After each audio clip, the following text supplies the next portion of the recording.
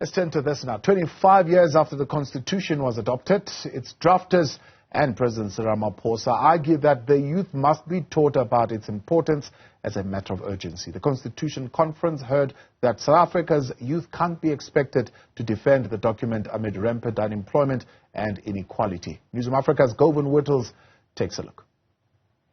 The first warning about the need to translate the ideals of the Constitution into a better life came from the President. South Africa's constitutional project will fail if vast inequalities and existing levels of poverty are not addressed by all levels of government. As the courts acknowledged in the case of Subramani versus Minister of Health, it said, we live in a society in which there are great disparities in wealth. Millions of people are living in deplorable conditions and in great poverty. Then Constitution Hill Director Vali Musa warned about the importance of educating the youth about the Constitution and being ready to defend it against demagogues. In 10 years' time, when the Constitution is really going to need defending, the first blue bar, the people who are under 14, will be between the age of 10 and 24.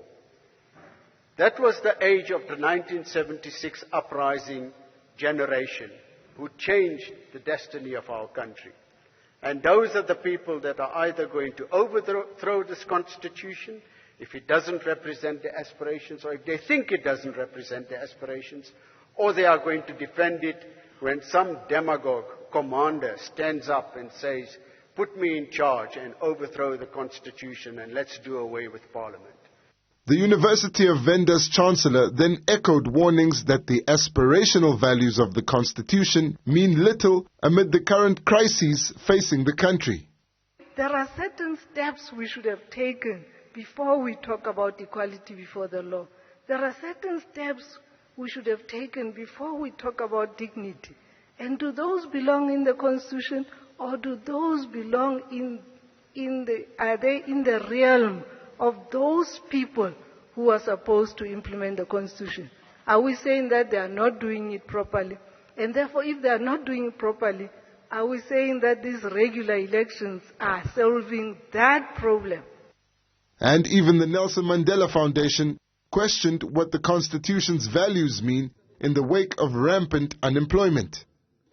Will they defend the Constitution when you have the very numbers that Vali Musa gave us, where the majority of the young people, 62% of them are out of jobs? The consensus about the threat that inequality poses to the Constitution has created a more urgent task for this conference.